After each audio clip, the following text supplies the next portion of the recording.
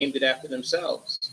But the reality of it is that Black people have never been given the true credit for what they did in this country and how they built this country into the fastest growing economy on the planet. And when those slaves were no longer useful, there was an effort to get rid of them. And I think basically that's what's underfoot now, which leads us to why there's been so many killings, lynchings, unreported, unprosecuted police killings, and other people have theorized that that is actually part of a master plan. What are your thoughts? My thoughts that, again, I said it's the year 2019, and we're just going on and on and on, and it's swept underneath the rug, and it's not even reported as what it is supposed to be. We're in a class structure that's undistinguished as such. You look at India, you look at Britain, look at certain countries, they understand that there's a particular class structure. They have a caste system, They like have in a India. caste system in India. You've got the royals and the plebeians. You have the working class, exactly, and you have the underclass. Here in America, we don't distinguish that.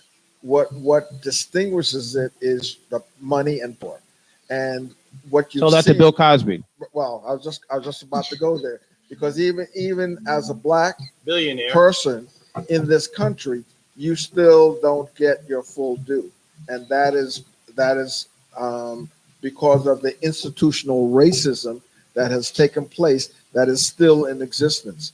One of the things that we've never gotten to, and why racism is still rampant, is that we haven't taken the underpinnings of the institutional racism out of play. They're still in play.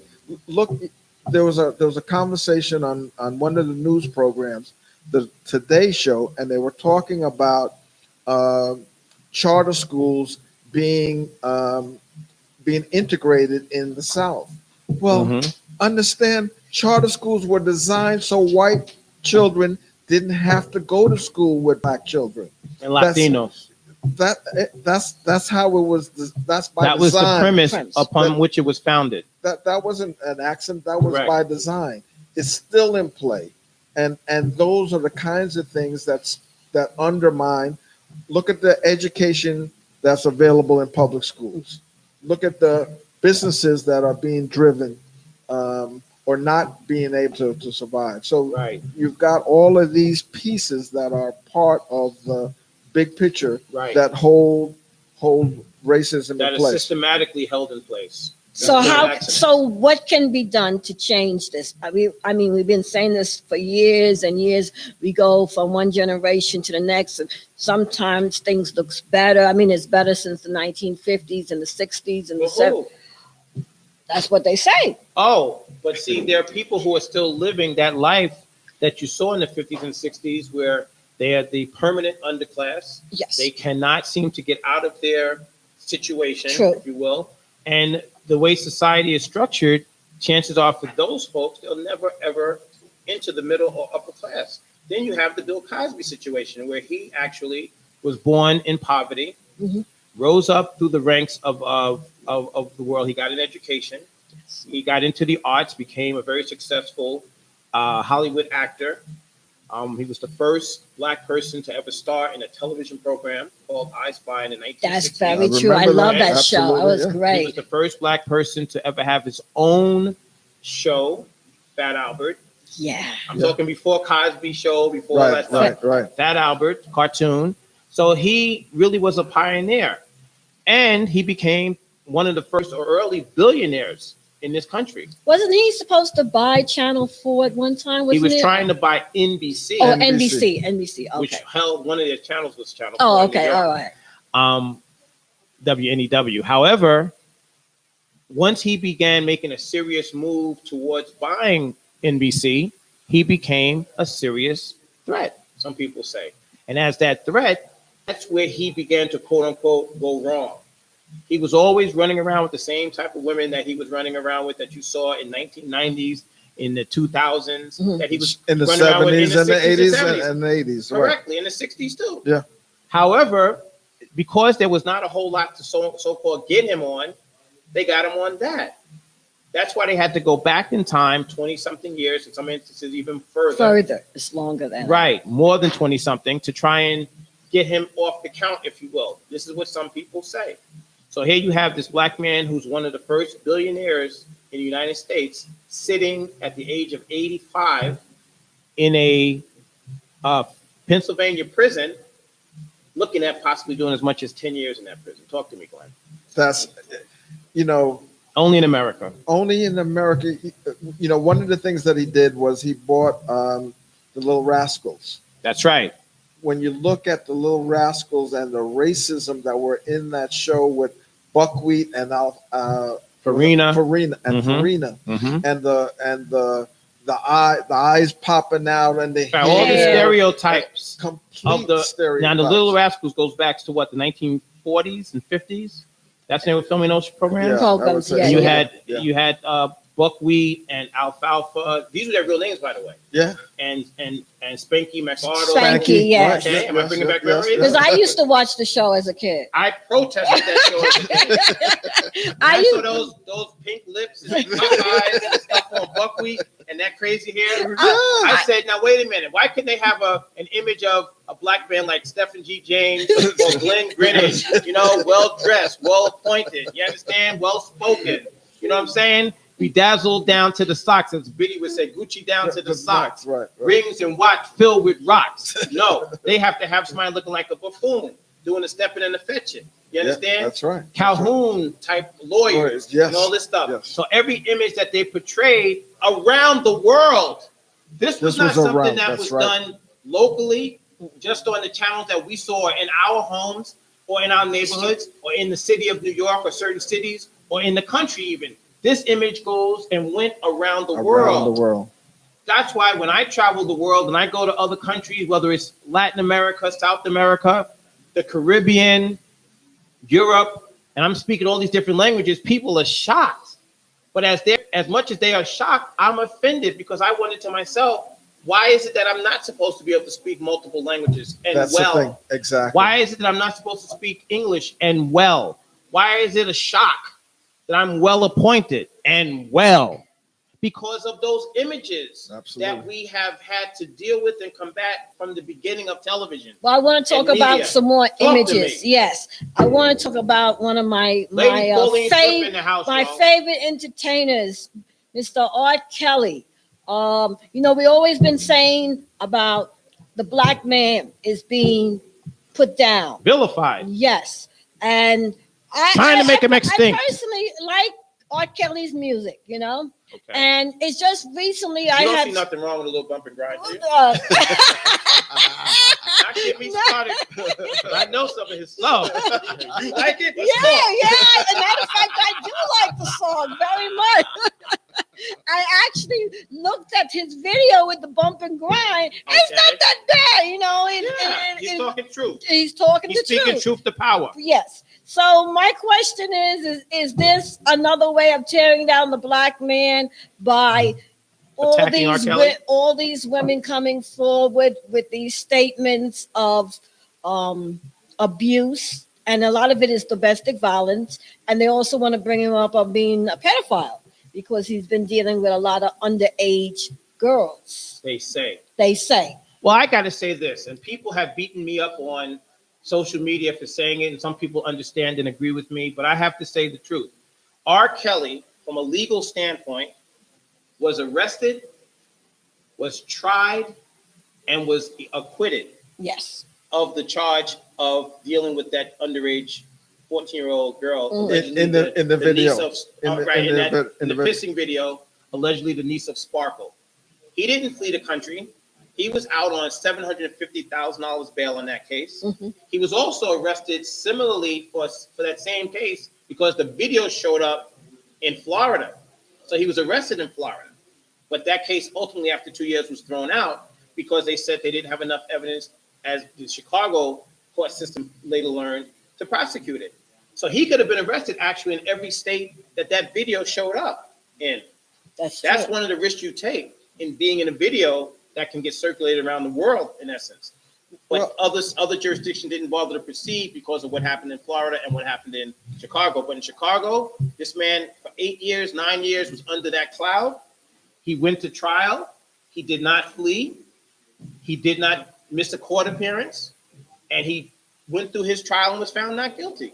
So we have to also add that into the mix. I'm not saying that R. Kelly didn't do many of the things that he's being accused of. Right, right. I'm not saying that at all, but I am saying that when he actually was prosecuted, he stood his ground and was acquitted. Well, I want to bring up Michael Jackson.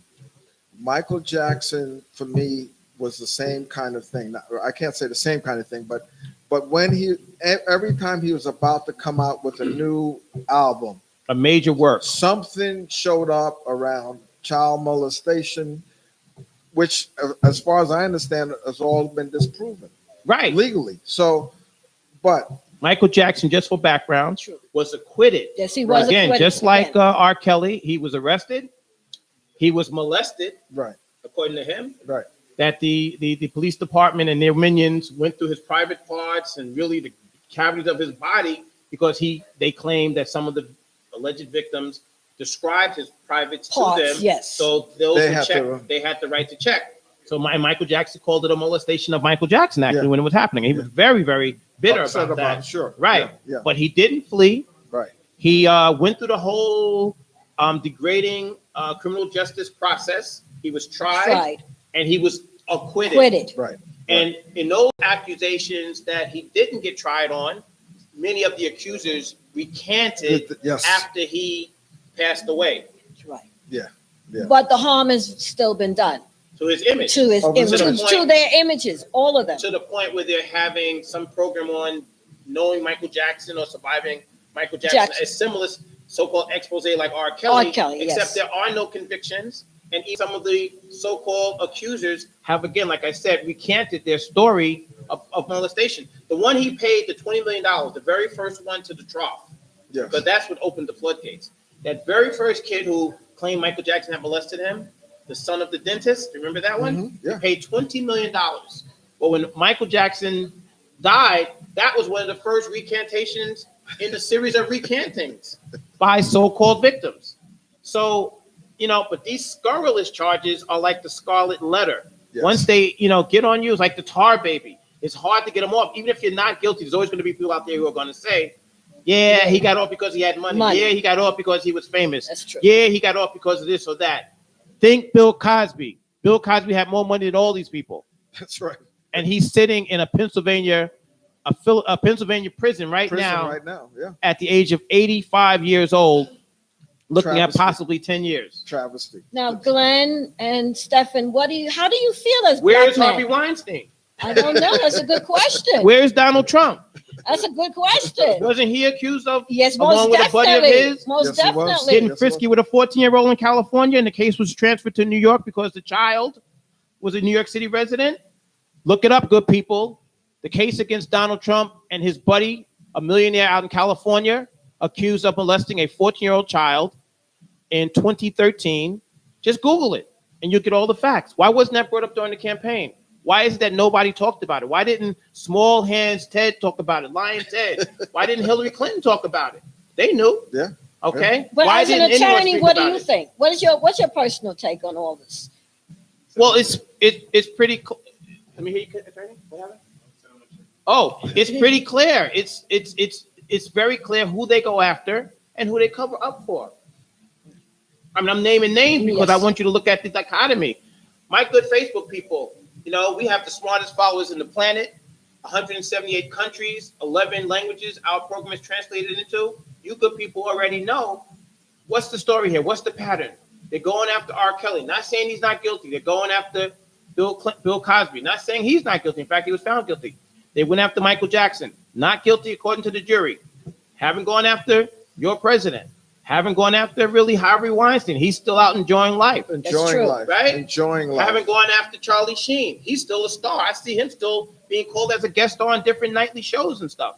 He gave sexually transmitted diseases to dozens of women intentionally, knowingly. Intentionally. Okay? It's ridiculous. What is the pattern, Glenn? Institutional racism. Talk to me. What is the pattern? I feel the same way. I mean, it's something that's going on and on and on, and I feel very bad. I feel very bad as a black woman. Sometimes I feel exploited as a black woman that these things are happening to my black men. Right. There is an all out full court press to make the black people, I believe that they start with the men, extinct. There is a pattern here, and it's not because we're paranoid or we're racist. That's what people try to say. Oh, you're racist. No, we're looking at the pattern and we're simply calling it out. I have two sons, and one of them is growing into the field of media, and I worry, if he becomes a major success, will somebody try to pull him down? Will there be somebody coming out of the woodwork saying something?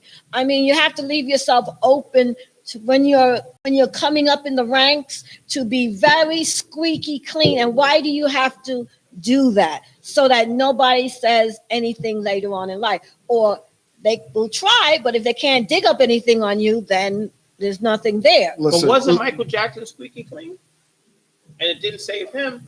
When you have money, fame, power, and influence, I think his big problem, not to go to a different subject, but he had bought the music catalog of the Beatles. He had the Beatles, the Masters. That's he bought the music catalog of Elvis Presley, one of the biggest racists in the history of racists.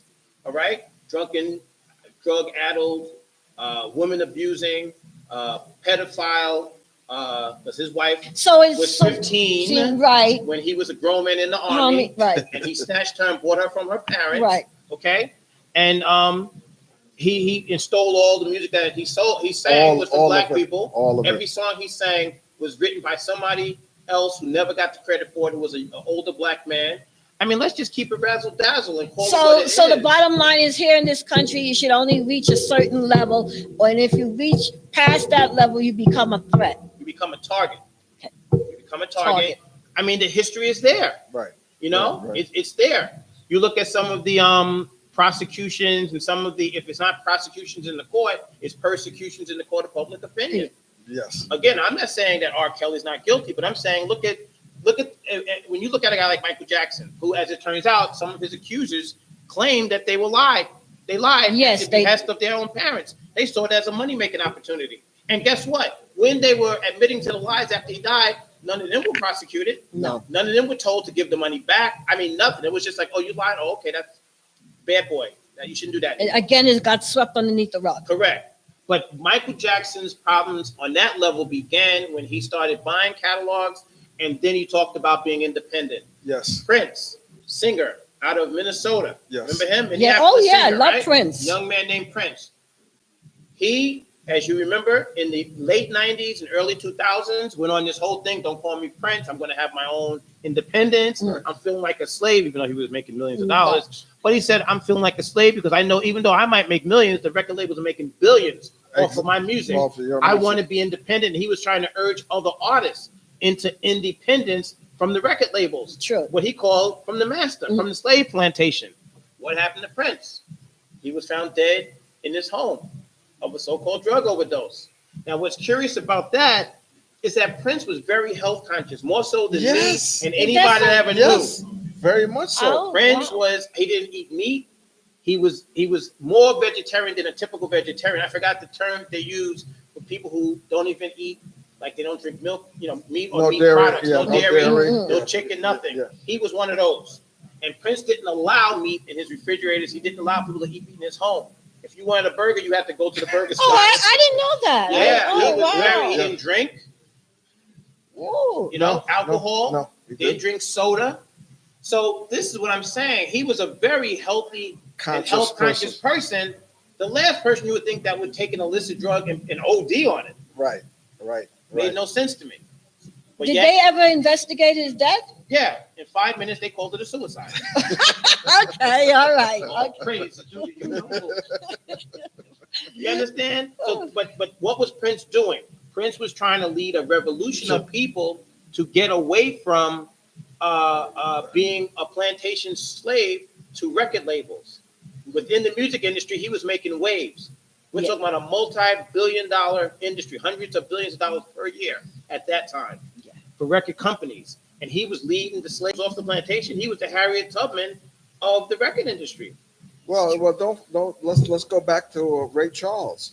Talk about it. Ray Charles was talking about, was the first to get his masters.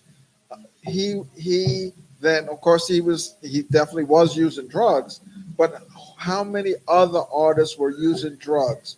So he was set up, and he was made.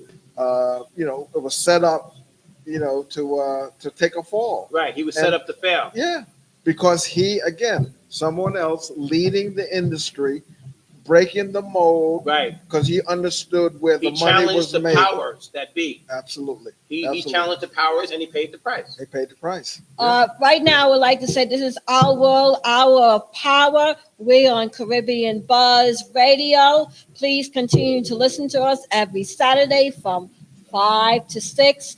Glenn Greenwich, Lady Pauline, and Stephen G. James. Your attorney at war.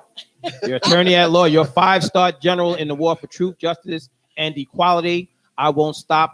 We're going to bring him on to hip hop, and we'll never. But this is the hour where Stop. anything that you want to talk about can be talked about. How does the audience get in on this? Because on my Hour Power show, we let the audience comment and whatnot as they're coming on.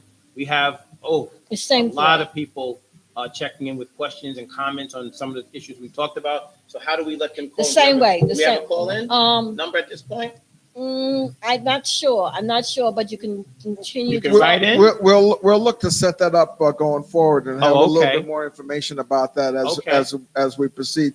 This is our first show, first of many, and so we want you to know about it and to be able to tune in.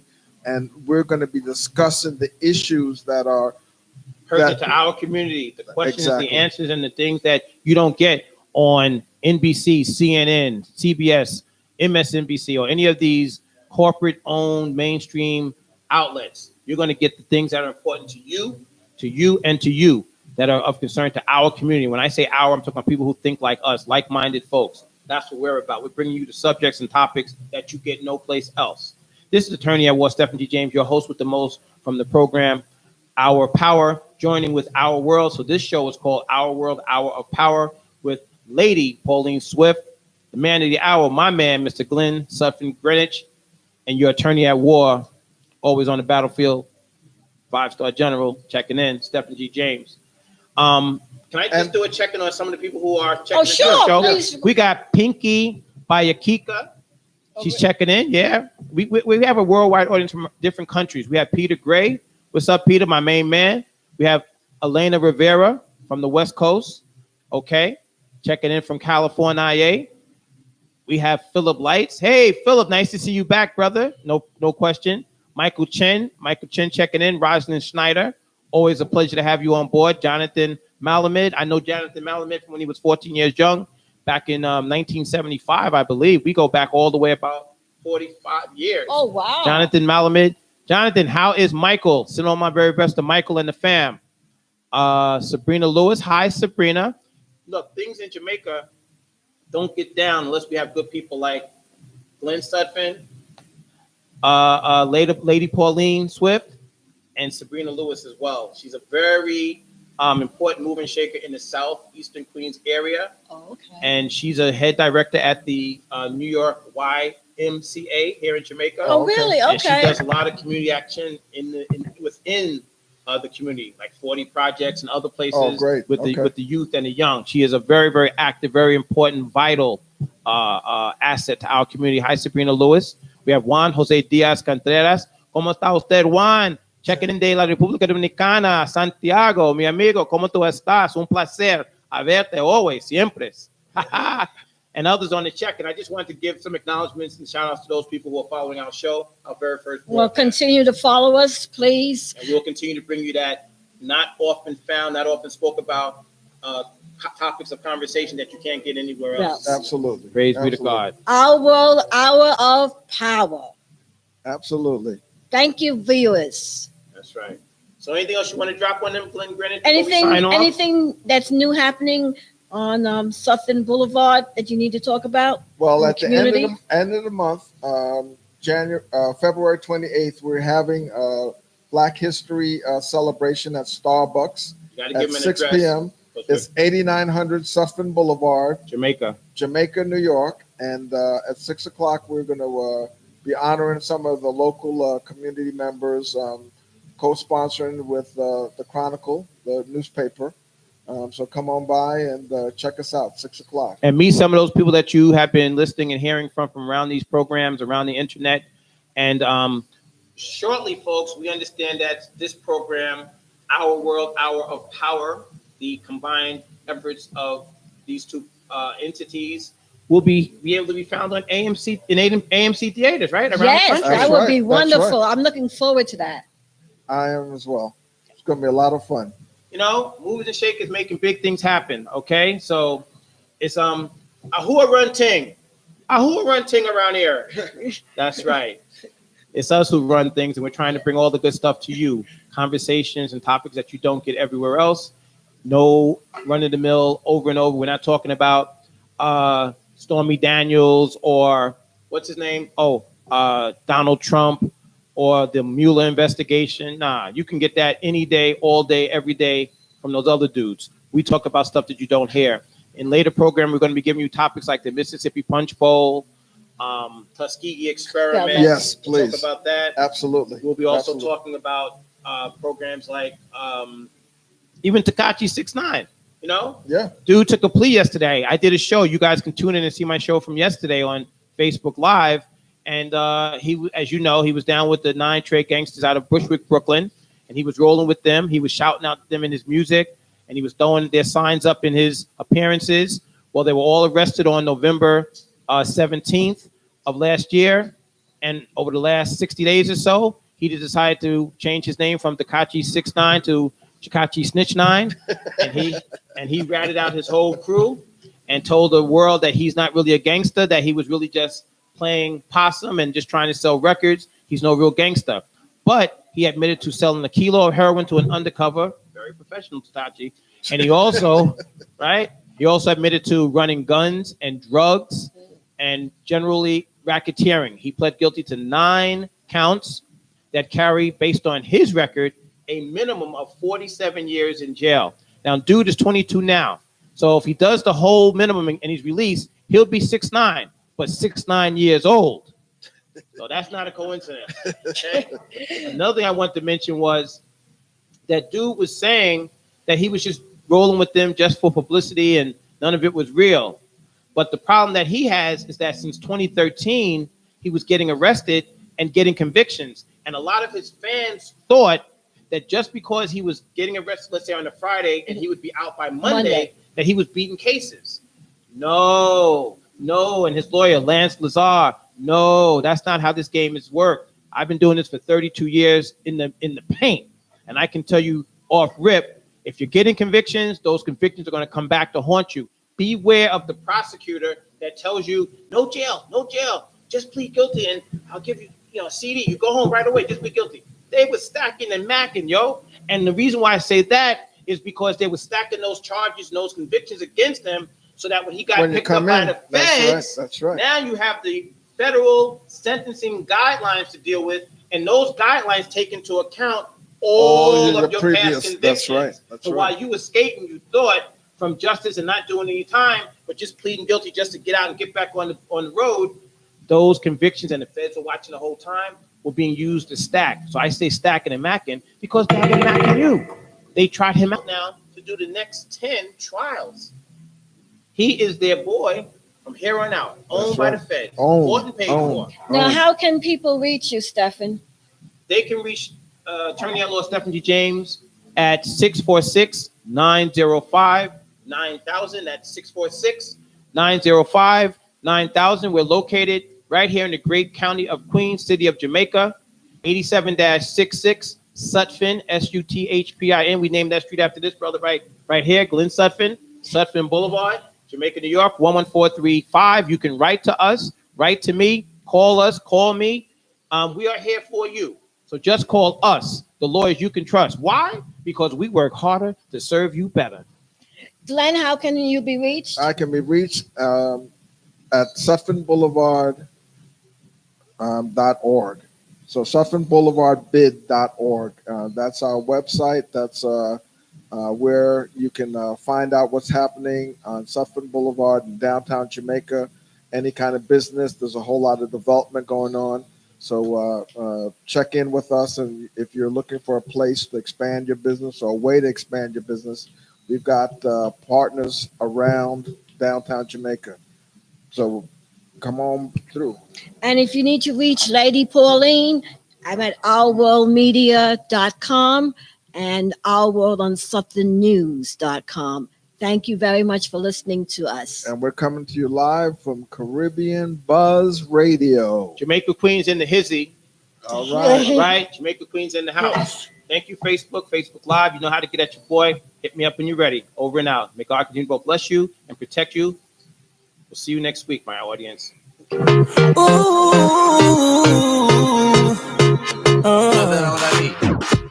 I woke up Chris Breezy.